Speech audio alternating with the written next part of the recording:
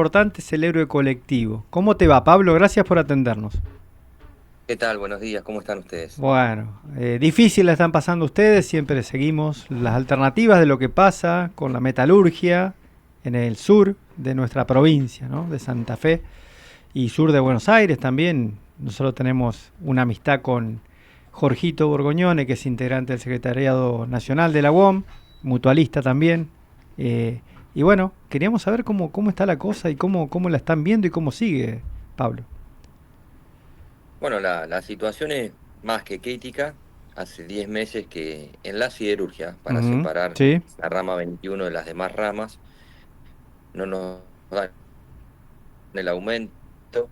Vienen ofertando desde la Cámara Argentina del Acero el crawling peg, que es la devaluación mensual del dólar, que queda lejísimos del Ujú, 31,43% desde julio del año pasado hasta marzo de este año. El guarismo que ofrece la Cámara es un 17%. Hay un trascendido de que habría una oferta a partir del paro que realizamos el miércoles, que estaría llegando al 26,39%, que se acercaría a los dos cierres paritarios que tuvo la rama 17, sin la eventual reapertura o pedido de reapertura que se hizo a través de la UON Nacional por el mes de marzo, que ajustaría, si este 5% se otorga, ajustaría los niveles inflacionarios con nuestra paritaria con los niveles inflacionarios de ese periodo. Pero bueno, lo tomamos con escepticismo.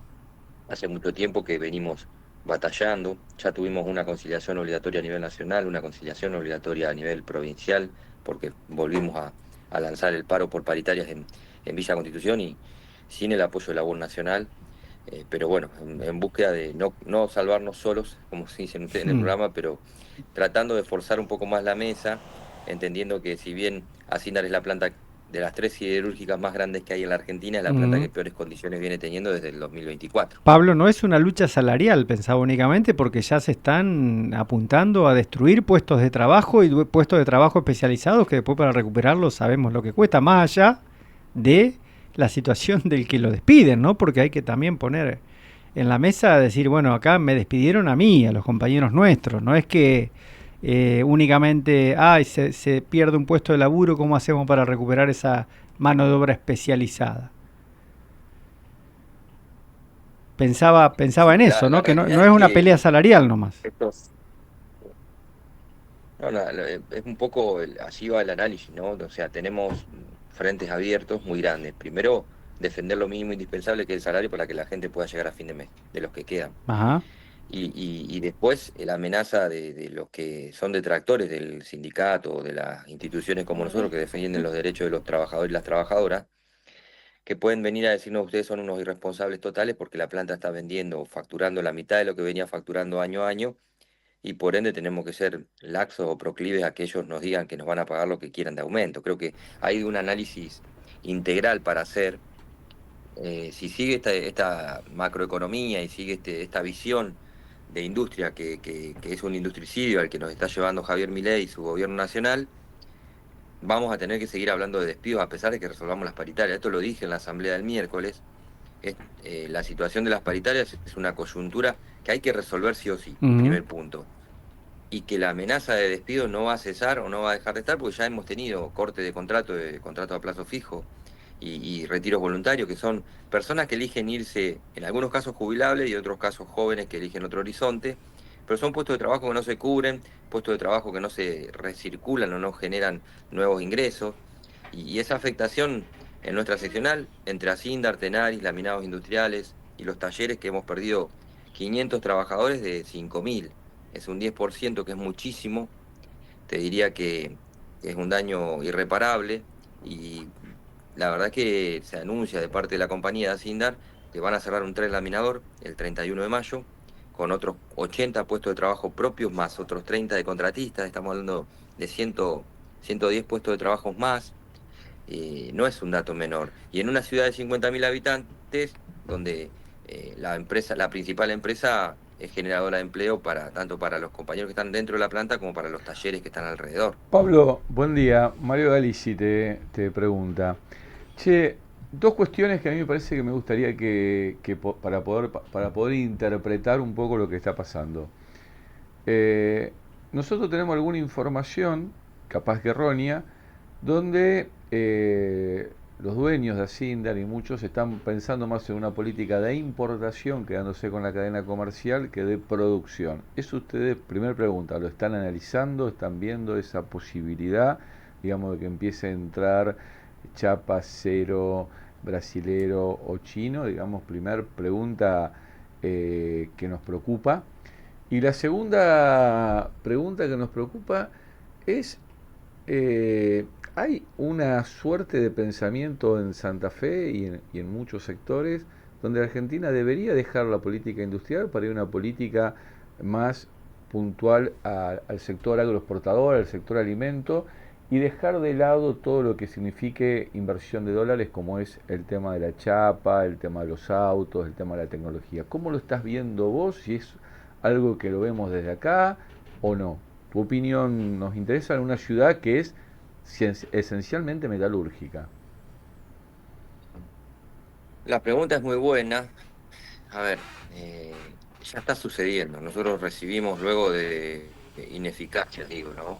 En la producción por parte de algunos gerentes en la programación y también algunos conflictos con nosotros, palanquillas de Brasil. La palanquilla es la materia prima luego de que se procesa el mineral de hierro y la chatarra para los trenes laminadores, para generar o construir, fabricar el hierro de construcción, el alambre para el agro, los vástagos de amortiguadores, todos los productos que tiene una siderurgia de aceros largos como Asindar.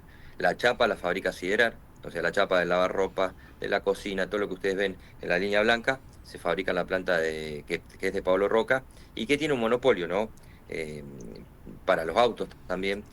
Y obviamente que si permiten que ingrese el acero chino, es imposible competir con ellos, con una producción subsidiada por el Estado y que generan dumping en un montón de países. De hecho, Trump salió a ponerle aranceles a un montón de productos chinos y productos importados porque sabe que su industria viene en declive hace un montón de tiempo, que es contrario a lo que está haciendo en este caso Javier Milei. La verdad que nosotros recibimos 20.000 toneladas de palanquilla hace un mes, porque Asindar había parado la planta por una reparación y también por una pérdida de producción que tuvo por algunos paros. Esa amenaza está sin ir a buscar el acero a Brasil, a China. Lo buscaron en Brasil con plantas del mismo grupo. Tenemos entendido que ArcelorMittal está invirtiendo en China y si llegan a salirle bien las inversiones con ese desarrollo en China, va a venir acero regalado, por no decir que va a estar muy barato. Y se va a complicar un montón la continuidad laboral nuestra y de todos los talleres y de toda la cadena de valor en la industria, por lo menos del acero de hierro construcción, el prefabricado, las mallas, todo lo que tiene que ver con la construcción y después también con el mercado automotor, que ya igual está deprimido porque empiezan a ingresar autos importados, por ende, situación imposible de revertir si seguimos como vamos. No podemos competir con China, que tienen robots para ensamblar vehículos de alta tecnología. No quiere decir que acá en Argentina no haya tecnología, sino que ellos tienen una tecnología superior a nosotros. En la siderurgia no es una cuestión de tecnología, sino una cuestión de subsidio de la materia prima del mineral de hierro, de los impuestos y obviamente del volumen de la chatarra. Más allá de que todo tiene un precio internacional, en China sabemos que generan esos espacios para que las industrias crezcan y coman el mercado. Por algo tienen 900 millones de toneladas al año, es, digamos, el 60% de la producción mundial del acero. Entiendan que en Argentina, en los mejores momentos, hemos producido 6 millones de toneladas de acero. Imposible competir con ese monstruo. Pablo, la última pregunta que hago yo, capaz que en la mesa te siguen preguntando, para mí algo que me viene sorprendiendo mucho es que Villa Constitución, a lo largo de la historia, a lo largo digamos, de los últimos 50 años, ha sido como un baluarte. Cada vez que ha habido políticas antiindustriales, fue la primera ciudad que antes del golpe tuvo la primera gran represión. En los 90 fue símbolo de rebeldía, de defensa del sector industrial.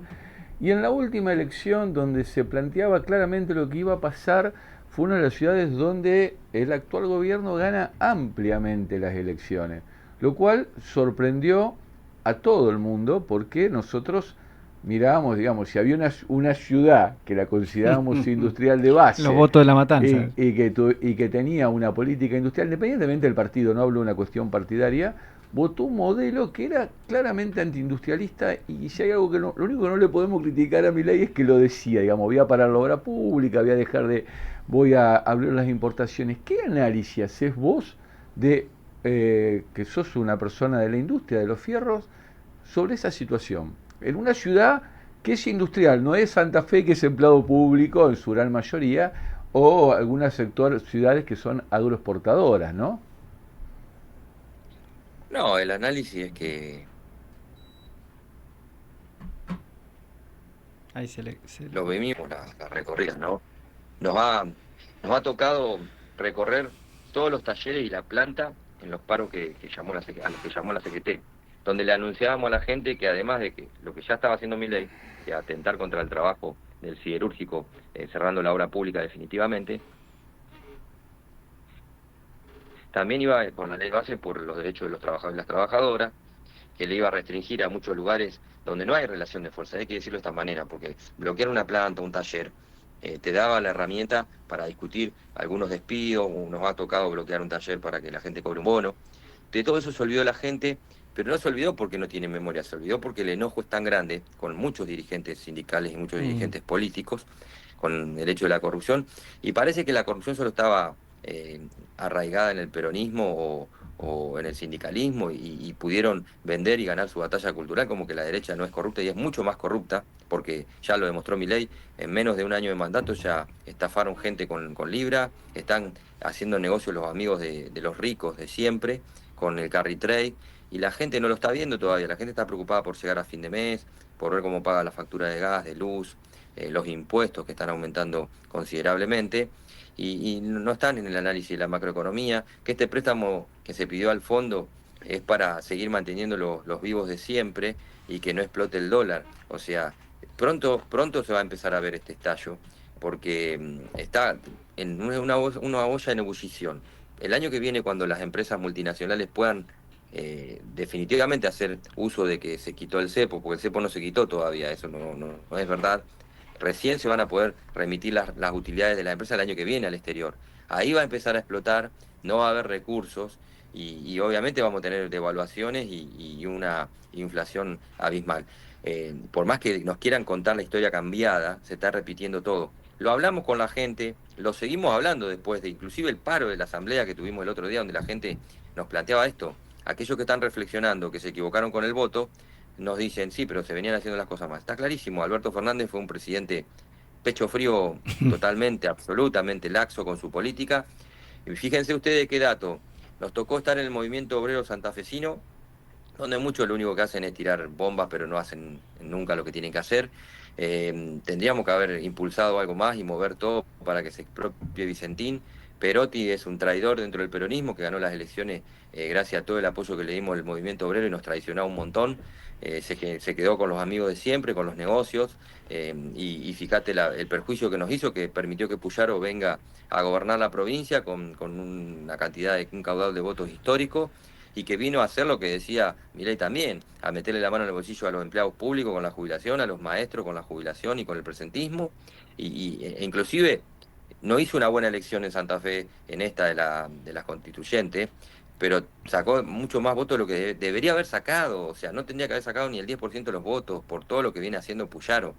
Y con, otra vez, si nos remitimos hasta que hace poco quisieron Bullrich llevarse los laureles de que encontraron droga en un puerto de San Lorenzo, y acá cierra completamente el círculo, o sea, Puyaro es el principal jefe de narco que tiene la provincia, claramente ha atentado contra los derechos de los trabajadores y las trabajadoras. Bullrich no para una pelota, hay un acuerdo o algo pasa con el conurbano de Rosario que no salen más los asesinatos como antes. Entonces está clarísimo cómo está armado el entramado, y la batalla cultural se perdió absolutamente, se perdió Durísimo. completamente, porque está claro que atacan constantemente el conurbano bonaerense donde está Kicillof. Y no digo que hay que meter la mugre bajo la alfombra, hay delitos, hay muertes, hay robos, hay drogadicción, hay tráfico de estupefacientes en toda parte de nuestro país, pero ustedes saben que hay gente que tiene protecciones mediáticas y obviamente mucha gente de la CGT, de la burocracia, que tiene miedo a los carpetazos y por eso elige qué paro hacer. Pablo, Se nos fue el tiempo, te mandamos un abrazo enorme y bueno, Gracias, vamos Pablo. a estar siempre atendiendo la situación en el sur de nuestra provincia, en el sector metalúrgico y en general. Te mandamos un abrazo, gracias. Un abrazo grande. Gracias.